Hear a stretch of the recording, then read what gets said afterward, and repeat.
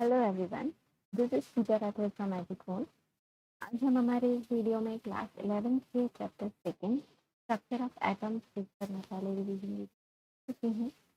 और आपसे अपने शायद देखे होंगे रिवीजन ऑफ एटम्स पे पर्टिकुलर टॉपिक के बारे में सब अच्छे से मैंने समझा। अगर आप उसको नहीं देख पाए हैं तो please refer to it on Epic channel.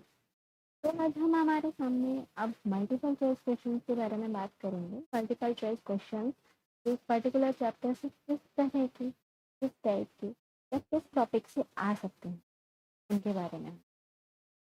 तो लेट्स बिगिन। हमारा फर्स्ट क्वेश्चन है, a sub shell with n equals to 6, l equals to 2 can accommodate a maximum of n 6 है और l equals to 2 है। इसका मतलब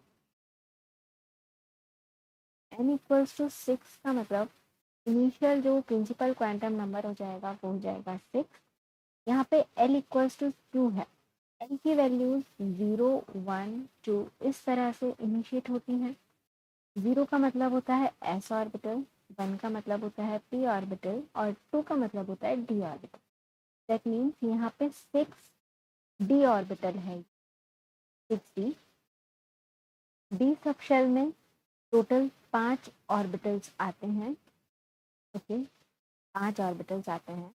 हर ऑर्बिटल के अंदर 2 इलेक्ट्रॉन। तो टोटल कितने इलेक्ट्रॉन्स हो गए? 2 multiplied by 5 will be 10 electron. तो 6d ऑर्बिटल में या 6d सबशेल में टोटल कितने ऑर्बिटल्स हो सकते हैं या कितने इलेक्ट्रॉन्स आ सकते हैं? 10 इलेक्ट्रॉन। ओके, यहाँ पे हमारा करेक्ट आंसर हो जाएगा थर्ड ऑप्शन। याद रखना कि ये जो मल्टीपल चॉइस क्वेश्चन हैं, इट्स नॉट इम्पॉर्टेंट कि इन सारे क्वेश्चन के सिंगल आंसर है, मोर देन वन आंसर भी हो सकते हैं। ये प्रैक्टिस कराने के लिए हमने इस तरह, इसलिए हमें हर क्वेश्चन और हर एक हर ऑप्शन। तो यहाँ पे और कोई ऑप्शन आंसर हो नहीं सकता है क्योंकि किसी एक ऑर्बिटल में उतने ही इलेक्ट्रॉन्स आएंगे जो उसके लिए प्रायोरिटाइज्ड हैं। 12, 36, 72 बाकी सारे जो option left not any of the answers, तो एक ही आंसर होगा, that is 10 electron. Now we will go through our next question. Second question is about which of the following statements in relation to hydrogen atoms correct? Hydrogen atom के बारे में अगर हम बात करें तो इनमें से कौन सा स्टेटमेंट है जो बिल्कुल सही होगा? फर्स्ट स्टेटमेंट दिया हुआ है कि 3s ऑर्बिटल जो है उसकी लोअर इन एनर्जी होता है 3p ऑर्बिटल। ये तो सही बात है। जब हम ऑर्बिटल्स देखें तो 1s, 2s, 2p, 3s, 3p ये इंक्रीजिंग लेवल ऑफ एनर्जी होता है। तो यहाँ पे 3s की एनर्जी 3p से कम होगी। बट हाइड्रोजन एटम्स में तो 3s और 3p का कोई काम ही नहीं होता है। हाइड्रोजन में तो सिर्फ 1s का ही काम होता है, सिंगल इलेक्ट्रॉन है उसमें। तो नेक्स्ट ऑप्शन हम पढ़ते हैं, 3p orbital is lower in energy than 3d orbital. ये भी सही है। 3p जो है वो 3d से कम एनर्जी का होता है। बट अगेन 3p और 3d दोनों हाइड्रोजन के एटम में अकोमोडेट नहीं होते हैं, नहीं आते। थर्ड ऑप्शन है 3s and 3p orbitals are of lower energy than 3d orbital. ये स्टेटमेंट भी सही है कि 3s और 3p ऑर्बिटल्स की 3d से कम एनर्जी होती है। लेकिन फिर से अगेन वही क्वेश्चन है कि ये तीनों तो आते क्यों नहीं है हाइड्रोजन एटम के अंदर? Fourth option is 3s, 3p and 3d orbitals all have the same energy. हाँ, ये हम ऑप्शन मान सकते हैं कि हाइड्रोजन एटम के अंदर जिसमें सिर्फ 1s ऑर्बिटल आ रहा है, में एक ही इलेक्ट्रॉन मेंशन या एक ही इलेक्ट्रॉन ऑर्बिट पे मूव करेगा, वहाँ पे 3s, 3p, 3d जो होंगे वो सेम एनर्जी लेवल पे। ओके, तो इसमें सिर्फ एक ही आंसर करेक्ट होगा, that is fourth. Now we will go to our next question. Next question is about third, which of the following conclusions could not be derived from Rutherford's alpha particle scattering experiment? जो हमने Rutherford का alpha particle scattering experiment पढ़ा था last video में, उसमें हमने कुछ conclusions पढ़े थे। इनमें से कौन सा वाला कंक्लूजन सही नहीं है, कुड नॉट बी डेराइव्ड? कौन सा वाला कंक्लूजन नहीं निकल, ये बताना है। ओके, फर्स्ट ऑप्शन उन्होंने दिया है most of the space in the atom is empty. हाँ, ये हमने पढ़ा था ज़्यादातर स्पेस किसी एटम के अंदर एम्प्टी थी, क्योंकि जो रेस थी वो आराम से सीधे पाथ पर अपने क्रॉस हो रही हैं। सेकेंड ऑप्शन हमने यहाँ पे लिखा हुआ है, radius of the atom is about 10 to the power minus 10 meter, 10 to the power minus, while of nucleus is 10 to the power minus 50. Okay, यहाँ एक पर्टिकुलर डायमेंशन दे दिया है कि radius of atom 10 to the power minus 10 है और nucleus का 10 to the power minus. Obviously बात है कि एटम का जो रेडियस होगा उससे न्यूक्लियस का रेडियस कम ही होगा। Third option is electrons move in a circular path of fixed energy called orbit. Electrons circular path पर मूव करते हैं अपनी फिक्स्ड एनर्जी के साथ ऑर्बिट्स के ऊपर। Fourth is electrons and the nucleus are held together by electrostatic forces of attraction. Electrons और nucleus आपस में electrostatic force of attraction conjugate. Okay, तो यहाँ पे फर्स्ट, सेकेंड और फोर्थ ऑप्शन जो है वो रुदरफोर्ड के अल्फा पार्टिकल स्कैटरिंग से कंक्लूड हुए थे, बट थर्ड ऑप्शन कंक्लूड नहीं हुआ था कि इलेक्ट्रॉन्स एक फिक्स्ड ऑर्बिट पे रिवॉल्व करते हैं या मूव करते हैं, ये नहीं पता लगता है। प्रेजेंट होते हैं ये पता लगा था, लेकिन रिवॉल्व ये करते हैं या मूव करते हैं ये नहीं पता। तो यहाँ पे third option will B correct. Now what is fourth question, which of the following options does not represent ground state electronic configuration of an atom? हमें पता है कि कौन से एटम का ग्राउंड स्टेट इलेक्ट्रॉनिक कॉन्फ़िगरेशन यहाँ पे किसी भी एटम का इनमें से कौन सा ऑप्शन नहीं हो सकता। ठीक है, कौन से वाला ऑप्शन ऐसा है जिसकी प्रोबेबिलिटी बिल्कुल निर है होने। तो फर्स्ट ऑप्शन यहाँ पे बोल, फर्स्ट ऑप्शन दिया है 1s2 2s2 2p6 3s2 3p6 3d8 and 4s2। 3d8 और 4s2 दिया है, मतलब डी वाले में 10 हो सकते हैं बट 8 दिए हैं और 4s में 2 दिया है। हाँ, ये हो सकता है कि इस ऑर्बिटल को फुल्ली फिल्ड करने के लिए इस ऑर्बिटल में से 2 इलेक्ट्रॉन कम होता है। Okay, it can be a probability. Next option में 3d9 4s2 दिया है, ये कैसे हो सकता है मुझे नहीं पता। 3d9 4s2 मतलब इस ऑर्बिटल को फुल्ली फिल्ड करने के लिए सिर्फ एक इलेक्ट्रॉन की ज़रूरत थी और वो भी किसके पास चला गया, 4s के पास चला गया। जबकि अगर इसके पास एक इलेक्ट्रॉन और होता मतलब अगर ये 3d10 4s1 होता तो इसकी स्टेबिलिटी ज़्यादा होती इंस्टेड ऑफ दिस कॉन्फिगरेशन। तो अकॉर्डिंग टू मी ये वाला सही ऑप्शन है इसके लिए। और देखते हैं नेक्स्ट में दिया है 3d10 4s1, ये मैंने बता ही दिया है, एक्स्ट्रा स्टेबिलिटी होगी तो ये ऑप्शन आई डोंट थिंक सही होगा। 3d5 4s1, हाँ ये भी फिलिंग हो सकती है, दोनों ही आखिरी के जो 2 ऑर्बिटल्स हैं दोनों ही हाफ फिल्ड हैं, दोनों में ही आराम से एकोमोडेशन हो सकता है, स्टेबिलिटी बन सकती है। तो 3d9 4s2 I think it will be the correct answer. हाँ, 3d9 4s2 option number second is the correct answer for fourth question.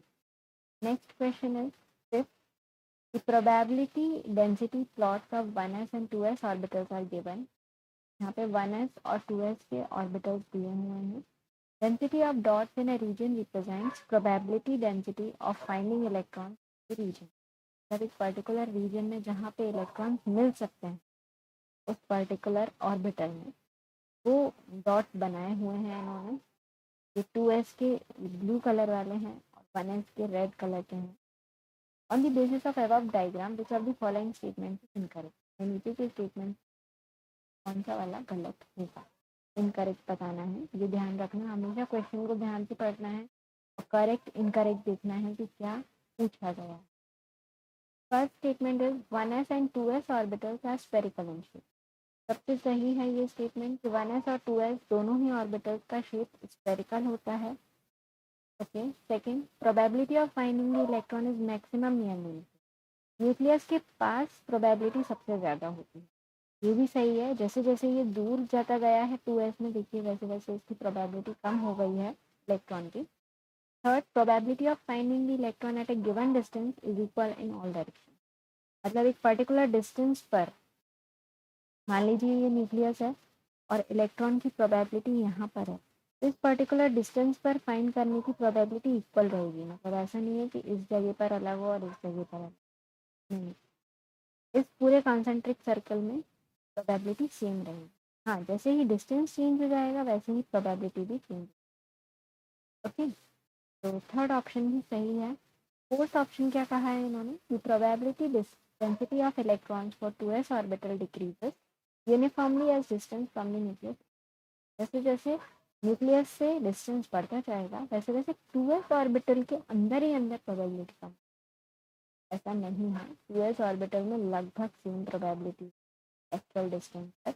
ऐसा नहीं है कि जैसे जैसे बाहर जाता जा रहा है तो प्रोबेबिलिटी। तो I think fourth option will be the correct answer for this. Next question 6, which of the following statement is not correct about the characteristics of cathode rays? Cathode rays के बारे में इस स्टेटमेंट्स में से कौन सा वाला सही है ये बताना है।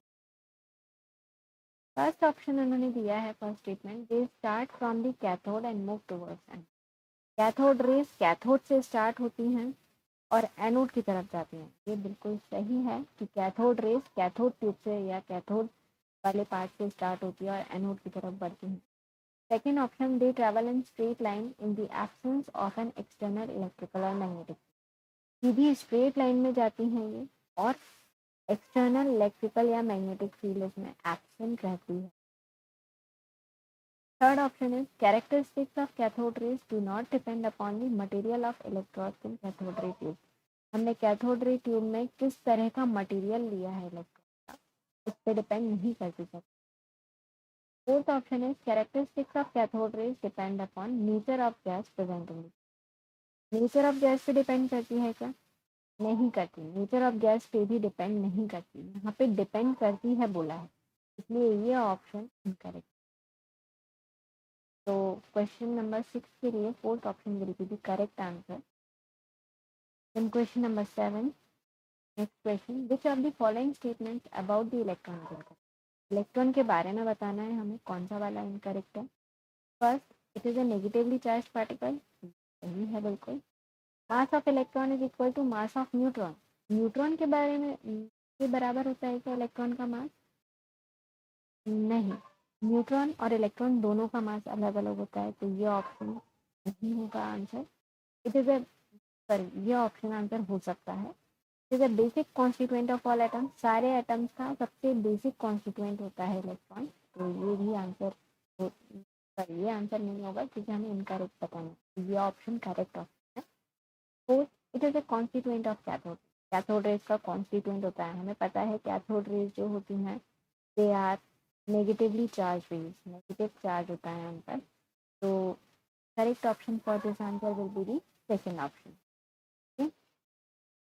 Next question is eighth question, which of the following properties of atom could be explained correctly by Thompson model of.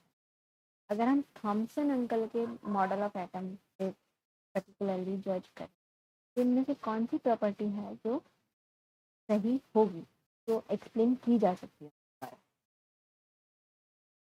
Okay, तो जे थॉमसन जो थे उन्होंने मॉडल ऑफ एटम कैसा दिया था, ये हम सब ने देखा था। जे थॉमसन ने जो मॉडल ऑफ एटम दिया था वो प्लम पुडिंग मॉडल था, प्लम पुडिंग कह लो या फिर वाटरमेलन वाला मॉडल। तो इससे हम इस वाले मॉडल से क्या जज कर पा रहे हैं या क्या character. First is overall neutrality of atom. हाँ, ओवरऑल न्यूट्रलिटी हम बता सकते हैं कि इलेक्ट्रॉन्स पर्टिकुलरली फैले रहते हैं, प्रोटॉन्स उसके अंदर प्रेजेंट होते हैं।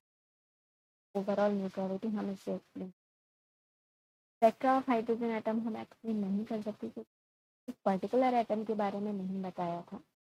Third, position of electrons protons neutrons in atom, ये भी एक्सप्लेन नहीं कर सकते क्योंकि प्लम पुडिंग या वाटरमेलन जो उन्होंने अपना मॉडल बनाया था, वाटरमेलन कह लो या फिर प्लम पुडिंग कह लो, उसमें सिर्फ इलेक्ट्रॉन्स की पोजीशन ही पता चल पा रही थी, प्रोटॉन्स की या फिर न्यूट्रॉन्स की पोजीशन नहीं पता चल पा रही।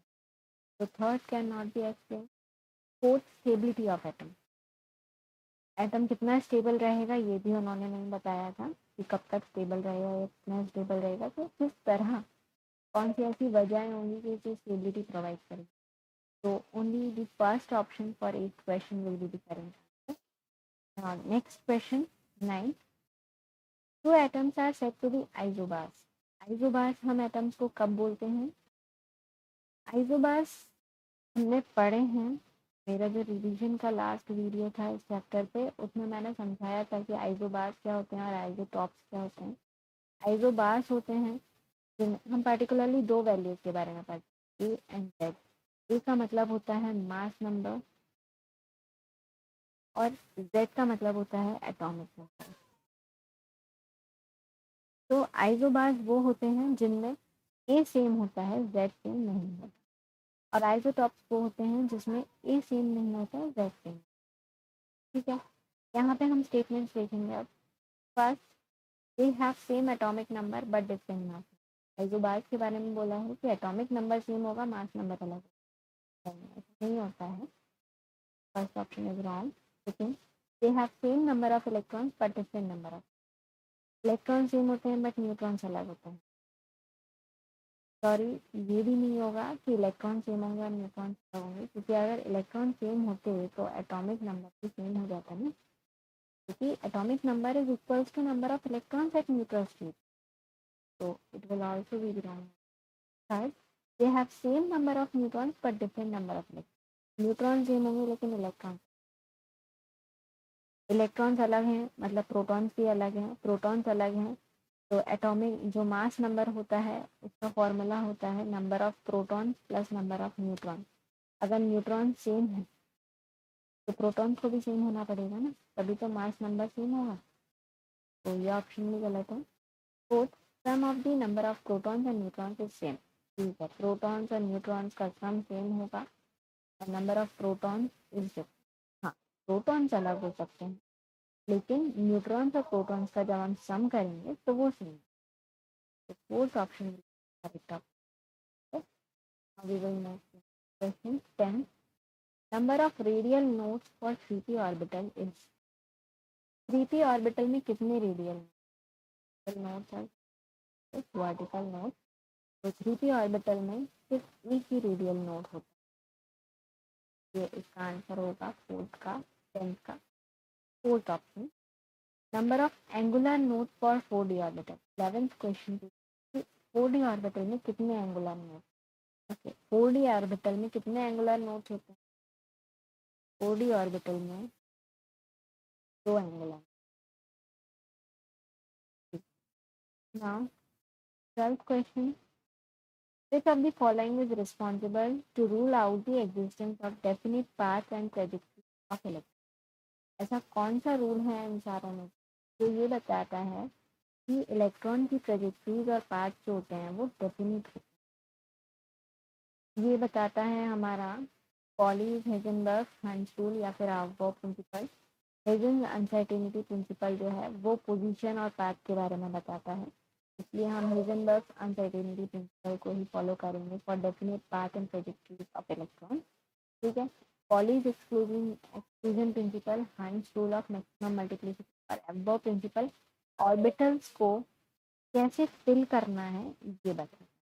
जितनी जो है बाकी को ये ऑर्बिटल फिल करना बताता है। इंस्पाइट ऑफ देम हेजनबर्ग जो है वो कोई इलेक्ट्रॉन कहाँ पाया जाएगा, उसकी पोजीशन, मोमेंटम या फिर उसकी डेफिनेट ट्रेजेक्टरी क्या होगी। ओके, तो 12th क्वेश्चन का सही आंसर होगा। Next question 13, total number of orbitals associated with third shell will be. तीसरे शेल में कितने ऑर्बिटल्स पाए? ओके, तो यहाँ पे हमें थर्ड शेल के ऑर्बिटल्स, तो सबसे पहले ये देखिए कि थर्ड शेल में सब शेल कितने होते हैं। थर्ड शेल का मतलब 3, 3 में सब शेल्स होते हैं एस, टी और डी। एस में कितने ऑर्बिटल? 1। टी में कितने ऑर्बिटल? 3। और डी में कितने ऑर्बिटल? 5। टोटल ऑर्बिटल्स कितने हो गए यहाँ पे?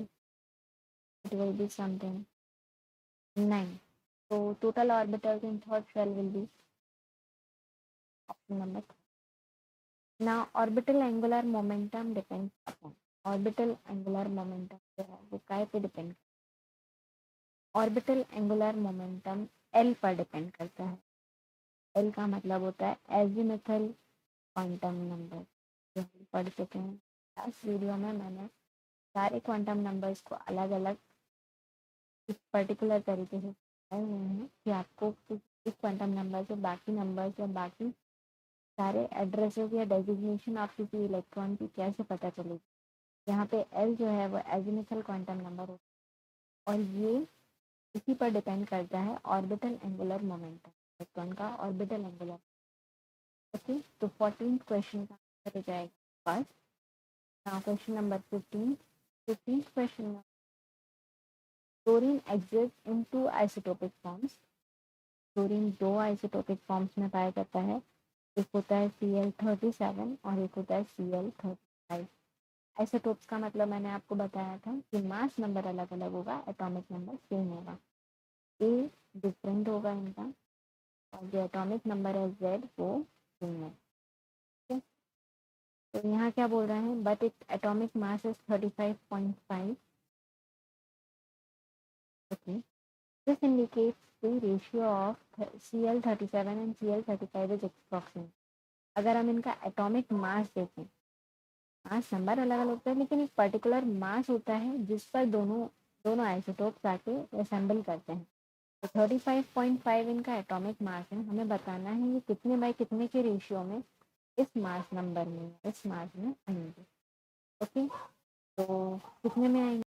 ओके, तो कैसे सॉल्व करेंगे वो मैं बताती हूँ कि मान लीजिए 37 जो है एक्स रेशियो में पाया जा रहा है और जो आपका 35 क्लोरीन है, 35 वाला आइसोटोप है, वो मैं ले रही हूँ उसका रेशियो 35 इंटू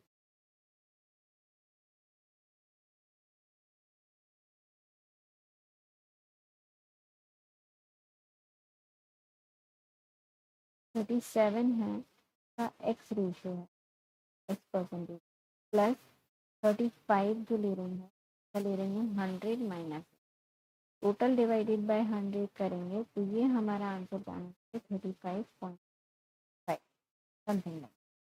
ठीक है, जब हम इसे सॉल्व करेंगे पूरा तो यहाँ पे जो x है ये x की वैल्यू आएगी 25%, मतलब जो 37 वाला आइसोटोप था वो 25% पाया जाता है। अगर 37 वाला 25% है तो 35 वाला कितना होगा, ऑब्वियसली बात है कि 75%। ठीक है, 25% का हम 75% से अगर रेशियो निकालेंगे तो इट इज समथिंग 1 रेशियो। इतना रेशियो आ गया क्लोरीन 37 का क्लोरीन 35 के 1:3 तरह का रेशियो निकालते हैं। ओके, तो correct answer for 15th question will be 1 ratio. Next question is the pair of ions having same electronic configuration. हमें इसमें पेयर ऑफ आयंस दिए हैं, इनका इलेक्ट्रॉनिक कॉन्फ़िगरेशन दिया है, इनमें से किसका इलेक्ट्रॉनिक कॉन्फ़िगरेशन सेम है ये बताना है। तो सबसे पहले हमें इनके एटॉमिक नंबर्स पता होने चाहिए या फिर इनका इलेक्ट्रॉनिक कॉन्फ़िगरेशन पता होना चाहिए। Chromium, iron, manganese, cobalt, scandium and again chromium ही है, मैं एक बार लिख लेती हूँ। ठीक है, क्रोमियम का होता है, क्रोमियम का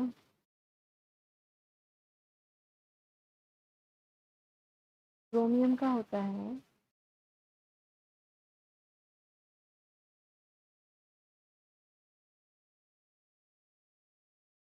CD9 4s2। अब यहाँ पे ओके, आयरन का होता है, पहले हम साइड पे लिख देते हैं। आयरन का होता है CD6 4s2। कोबाल्ट का होता है 3D7 4s2। देन Mn और कैडमियम 3D5 4s2 और इसका होता है इसका नंबर 3D1। ठीक है, अब जब इनका इन्होंने कहीं पर 3 इलेक्ट्रॉन दे दिए, कहीं पर डाई पॉजिटिव हो, तो ये कितने कितने हो जाएंगे अगर 3 जो इलेक्ट्रॉन दे देंगे। जब वो देखते हैं हम कि ये कितने कितने, पहले वाले ऑप्शन में क्रोमियम ने 3 इलेक्ट्रॉन जब क्रोमियम देगा तो वो 9 में से जाएंगे पहले या 2 में से जाएंगे। 4s2 में से 2 गए, एक 9 में से गया, कितने बचे? 3d। ओके, Fe3 पॉजिटिव में से, इसमें से 3 जाएंगे आयरन में से, 2 एस से गए, एक यहाँ से गया, तो 3d5 बचेगा। इसमें pair of ion having same electronic configuration same नहीं है इन दोनों, फर्स्ट वाले। देन सेकंड देखेंगे हम Fe try positive. Try positive जब आयरन होता है तो 3 जाते हैं, 3d5 बचेगा।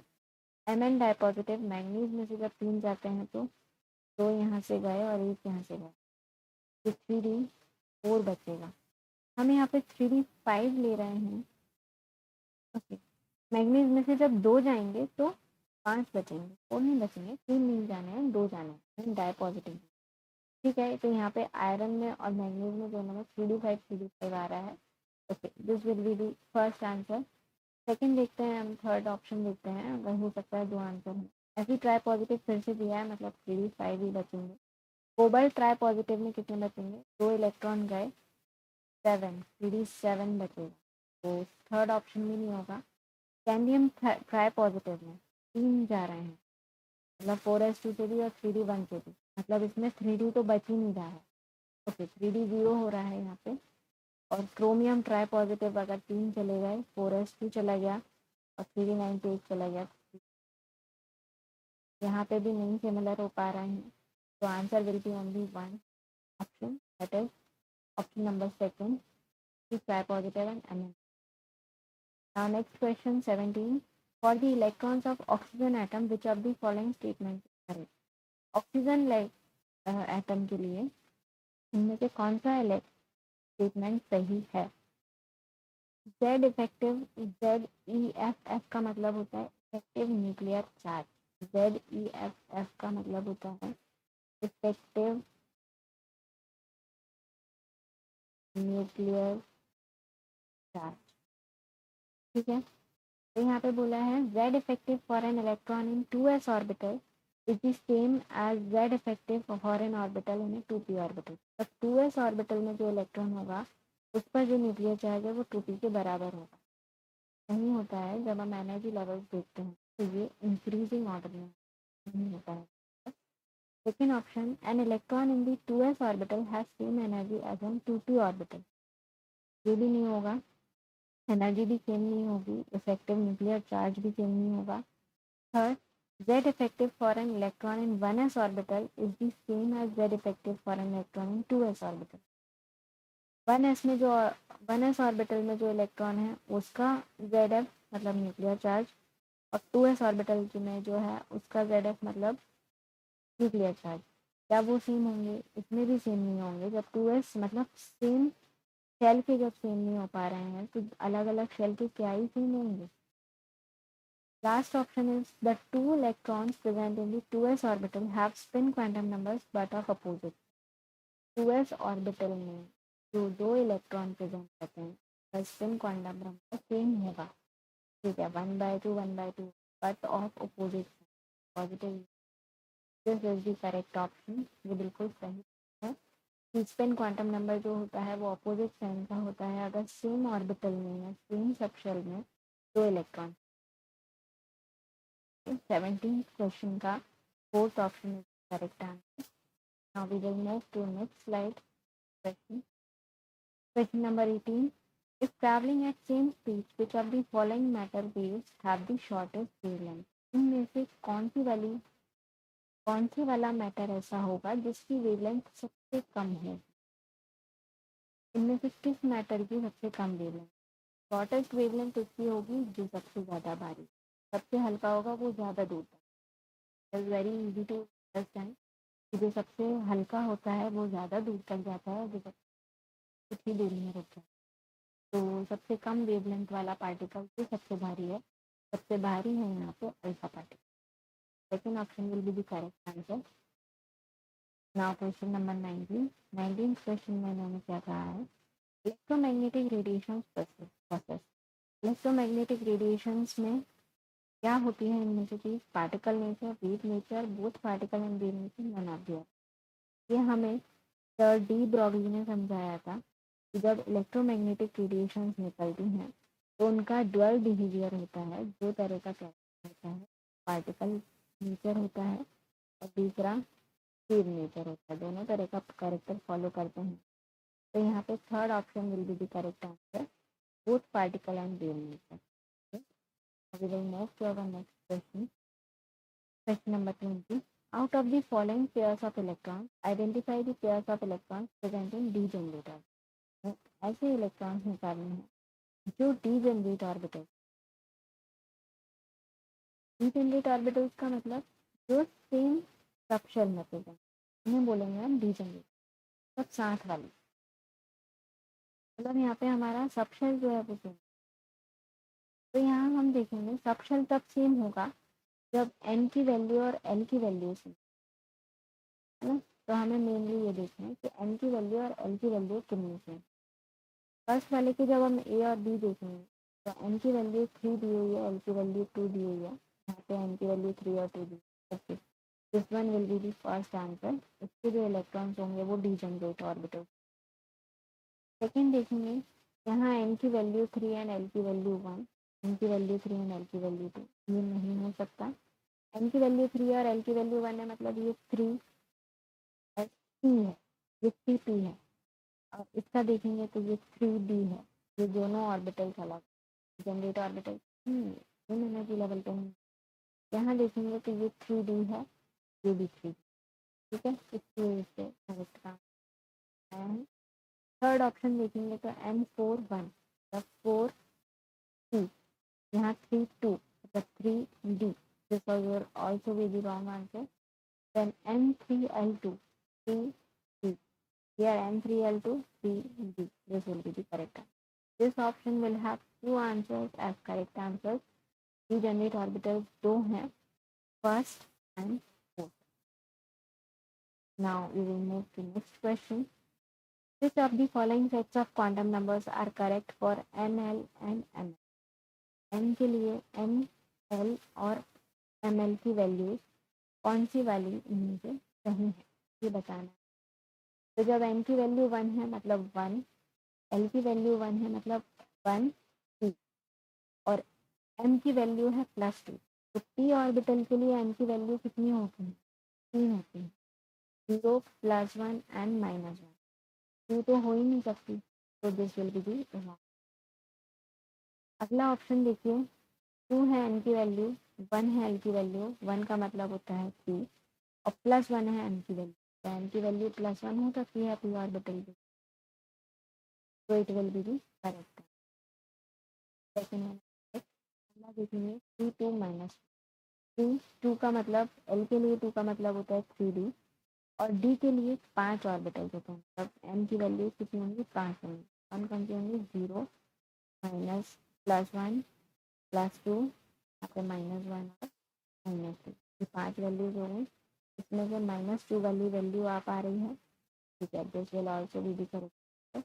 देन लास्ट ऑप्शन देखेंगे 3 4, n की वैल्यू 4 कब होगी? S, T, D, F, 0 1 2 3 4, बहुत आगे जा रहा है 4। F के अभी आगे जाना पड़ेगा 4 के लिए, F के भी आगे जाना पड़ेगा 4 के लिए। तो it is not possible for us, इसलिए ये ऑप्शन गलत होगा। तो this question will have two correct answer, second and third. We will move to our next question.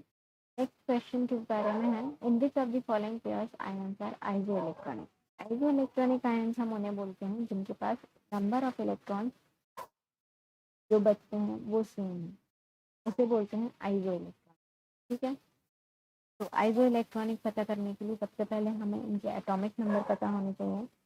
Sodium का, मैग्नीशियम का, एल्यूमिनियम का, ऑक्सीजन, नाइट्रोजन, क्लोरीन।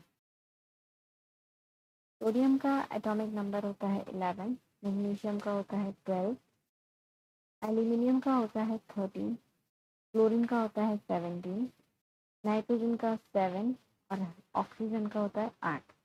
अब यहाँ पर हमने बोला है Na पॉजिटिव, फर्स्ट ऑप्शन में Na पॉजिटिव बोला है। Na पॉजिटिव का मतलब होगा कि एक इलेक्ट्रॉन यहाँ इसने लूज कर दिया है, तो इसके पास अब 10 इलेक्ट्रॉन हो गए हैं और Mg डाई पॉजिटिव हो गया। इसने भी 2 इलेक्ट्रॉन यूज़ कर दिए हैं तो इसके पास भी 10 होगा। दोनों के पास 10-10 है, मतलब ये iso electron. Correct answer.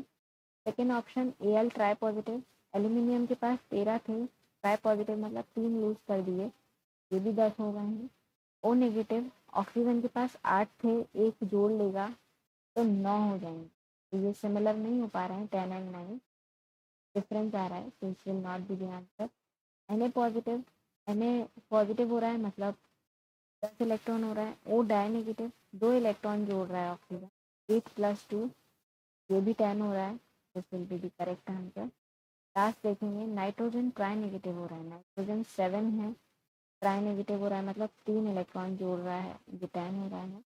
Cl negative हो रहा है, Cl में 1 इलेक्ट्रॉन जोड़ रहा है, 17 है, +1 होकर कितना, ये मैथ नहीं कर रहे हैं, तो this will option. Only 2 answers are correct for this question, first and third. Now we will move to next question. 23rd, which of the following statements concerning the quantum numbers are correct? Quantum numbers सही हैं किस statement? First, angular quantum number determines three-dimensional shape of the orbital. Angular quantum number जो होता है वो 3D shape बताता है। ये बिल्कुल सही है कि जो एंगुलर क्वांटम नंबर होता है मतलब azimuthal quantum number 3D shape के बारे में बताता है ऑर्बिटल के। Next, principal quantum number determine करता है orientation and energy of the orbital. Principal number जो है वो प्रिंसिपल क्वांटम नंबर जो है वो ओरिएंटेशन और एनर्जी नहीं बताता, ओरिएंटेशन नहीं बताता। Okay, magnetic quantum number determines size of the orbital. Magnetic quantum number size नहीं बताएगा, नंबर ऑफ ऑर्बिटल्स या नंबर ऑफ किसी सबसेल में ऑर्बिटल्स कितने होंगे वो बता। ठीक है, spin quantum number of an electron determines orientation of this. ये सही है, स्पिन क्वांटम नंबर ओरिएंटेशन बताता है, प्लस पॉजिटिव 1/2 में होगा या नेगेटिव। तो first and fourth will be the correct option for this answer, for this question. Now we will move to next question. 24th, atomic number is denoted by the letter. Atomic number को हम किस letter से denote करते हैं? Z letter. Second option correct answer होगा। Which of the following will not show deflection from the path on passing through an electric field? जब हम electric field से पास करते हैं इनमें से किसी को, तो कौन सा वाली ऐसी चीज़ है जिसमें डिफ्लेक्शन नहीं शो? प्रोटॉन में शो होगा क्योंकि पॉजिटिवली चार्ज होते हैं, कैथोड रेज में शो होगा क्योंकि ये नेगेटिवली चार्ज होते हैं, इलेक्ट्रॉन में भी शो होगा क्योंकि ये भी नेगेटिव। न्यूट्रॉन में शो नहीं होगा क्योंकि ये न्यूट्रल होते हैं, ना पॉजिटिव ना जीरो चार्ज होते हैं, तो will not show deflection are neutron. ठीक है, next question 26। An atom having atomic mass of 13, atomic mass दिया है हमें 13, ये 13 दिया है और 7 न्यूट्रॉन्स दिए, हमें निकालना है एटॉमिक नंबर ऑफ।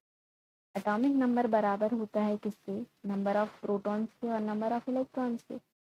और हमें पता है कि मास नंबर जो है वो प्रोटॉन्स का नंबर प्लस न्यूट्रॉन्स का नंबर है, तो मैं यहाँ पे ए रख दूंगी 13 equals to C plus number of neutron 7 रख दूंगी। सी की वैल्यू क्या आ जाएगी? 13 - 7 equals to 6। Number of protons हमारे पास 6 आ जाएंगे, नंबर ऑफ प्रोटॉन 6 आ गए हैं। हमें पता है कि एटॉमिक नंबर जो है वो नंबर ऑफ प्रोटॉन्स और number of electrons of neutral atom के बराबर होता है। तो जब प्रोटॉन 6 आए हैं तो एटॉमिक नंबर भी क्या होगा?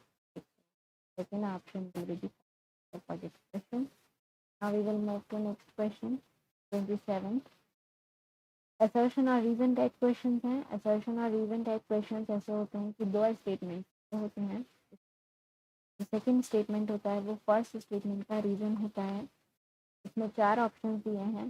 पहले ऑप्शन में कहा है कि असर्शन और रीजन दोनों सही हैं और असर्शन रीजन का सही एक्सप्लेनेशन। सेकेंड ऑप्शन में बोला है असर्शन और रीजन दोनों सही हैं लेकिन असर्शन रीजन का सही एक्सप्लेनेशन, रीजन असर्शन का सही एक्सप्लेनेशन। थर्ड ऑप्शन है कि असर्शन सही है रीजन गलत है। फोर्थ ऑप्शन है कि असर्शन और रीजन दोनों गलत। ठीक है, तो हम पहले असर्शन करेंगे। All isotopes of A given element show the same type of chemical behaviour. सारे आइसोटोप जो होते हैं किसी एलिमेंट के, जितने भी आइसोटोप्स होंगे वो केमिकली सेम बिहेवियर, अरे आइसोटोप्स देखे थे क्लोरीन का, क्लोरीन 37 और क्लोरीन 35, इनका केमिकल बिहेवियर जो है वो सेम रहेगा। ठीक है, तो इसलिए इसका असर्शन तो ट्रू है। Reason, chemical properties of an atom are controlled by the number of electron. Chemical properties जो है वो नंबर ऑफ इलेक्ट्रॉन्स कंट्रोल करता है, और जो आइसोटोप्स होते हैं उनके नंबर ऑफ इलेक्ट्रॉन्स सेम होते हैं, एटॉमिक नंबर सेम होता है ना, हमें पता है atomic number number of electrons के बराबर होता है। तो एटॉमिक नंबर सेम है मतलब नंबर ऑफ इलेक्ट्रॉन सेम है, मतलब एटॉमिक नंबर ऑफ इलेक्ट्रॉन्स कितने होंगे कितने नहीं होंगे यही कंट्रोल करेगा केमिकल प्रॉपर्टीज। इसलिए आइसोटोप्स का जो केमिकल बिहेवियर होता है वो सेम तरीके का होता है। तो असर्शन और रीजन दोनों स्टेटमेंट सही है और रीजन सही एक्सप्लेनेशन है, इसलिए इस क्वेश्चन का आंसर होगा question number first. Second, next question पढ़ेंगे। Black body is an ideal body that emits and absorbs radiation of all frequency। Black body एक ऐसी बॉडी होती है जिस हर तरह की फ्रिक्वेंसी के रेडिएशन को एमिट और एब्जॉर्ब कर लेती है। सही है, यहाँ असर्शन सही है। The frequency of radiation emitted by a body goes from a lower frequency to higher frequency with an increase in time। उन्होंने बोला है कि जब कोई बॉडी एमिट करती है रेडिएशन तो वो कम फ्रीक्वेंसी से ज़्यादा फ्रीक्वेंसी की तरफ जाते हैं जब टेम्परेचर बढ़ाते हैं। तो इसका ब्लैक बॉडी से कोई रिलेशन नहीं है।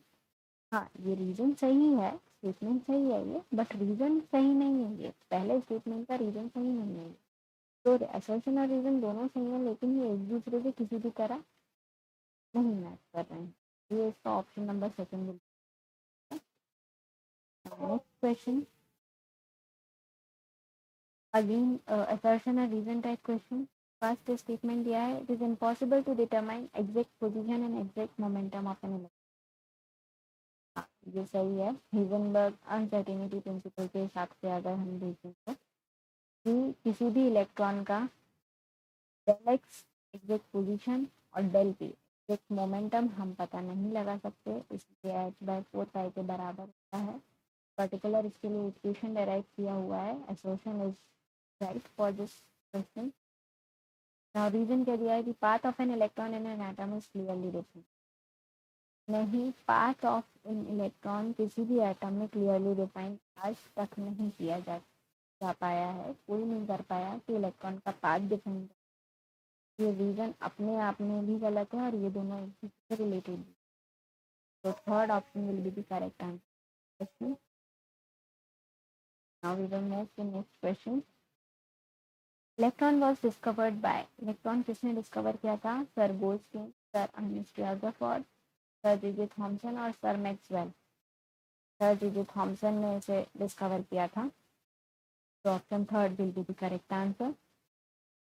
Now we will move to next question 31। The nature of charge of a neutron is, एक न्यूट्रॉन पे कितना चार्ज होता है? सॉरी, नेचर ऑफ चार्ज बताना है हमें, अमाउंट ऑफ चार्ज नहीं बताना। नेचर ऑफ चार्ज कैसा होता है? नेगेटिव नहीं होता है, ये इलेक्ट्रॉन पे होता है। पॉजिटिव नहीं होता है, ये प्रोटॉन पे होता है। नेगेटिव और पॉजिटिव तो हो ही नहीं सकता, न्यूट्रल होता है। Nature of charge on neutral. And 32, question number 32 question में बोला है mass of one alpha particle. एक अल्फा पार्टिकल का मास 9.11 इंटू 10⁻31। तो इलेक्ट्रॉन का मास है। ये सारे मासेस याद करने पड़ेंगे और चार्जेस भी, तो वो भी याद करने। 1.67 into 10⁻20 power, sorry 1.6726 into -1 kg proton का मास। 1.6729 इंटू 10⁻20 ये न्यूट्रॉन का मास है। और 6.64 इंटू 10⁻⁻6 ये अल्फा पार्टिकल। ठीक, तो सारे याद करने पड़ेंगे। अल्फा पार्टिकल का ये मास है, so it will be the correct answer. Next question is mass number A equals to number of protons Z plus क्या? Number of protons plus number of neutrons. ठीक है, so this will be the answer. Option number next question, according to Planck's quantum theory a quantum of energy is called as। Planck's quantum theory के हिसाब से quantum of energy को क्या कहा जाता है? प्रोटॉन नहीं कहते, न्यूट्रॉन भी नहीं कहते, इलेक्ट्रॉन भी नहीं कहते, फोटोन कहते हैं। पैकेट ऑफ एनर्जी को क्या कहते हैं? लाइट एनर्जी को photon. Question number 35, A body which emits and absorbs all frequencies is called as। अभी एक्वेशन और रीजन में क्वेश्चन आया था कि वो बॉडी जो सारी तरह की फ्रिक्वेंसीज एब्जॉर्ब या एमिट कर लेती है उसे कहते हैं black body. First option for this question will be correct answer. White body, radium body, alpha body नहीं। ओके, तो this was our last question. I think आपको सारे क्वेश्चन की प्रैक्टिस अब आसानी से हो गई होगी। इस तरह के और भी क्वेश्चन अब आप प्रैक्टिस कर सकते हैं। न्यूमेरिकल प्लस थ्योरेटिकल, इस वाले चैप्टर में न्यूमेरिकल क्वेश्चन बहुत ज़्यादा नहीं है, थ्योरेटिकल भी ज़्यादातर हैं, इंक्लूडिंग जो लॉन्ग बेस्ड रहते हैं, जिनके स्टेटमेंट टाइप जो क्वेश्चन होते हैं वो ज़्यादा हैं, तो थ्योरी पे ज़्यादा ध्यान। एंड अगर आपको रिवीजन करना है इस चैप्टर का तो you can go through the Edugron channel on YouTube पर मैंने अभी नया नया रिव्यू अपना वीडियो डाला हुआ है। तो I hope you like this session. Thank you.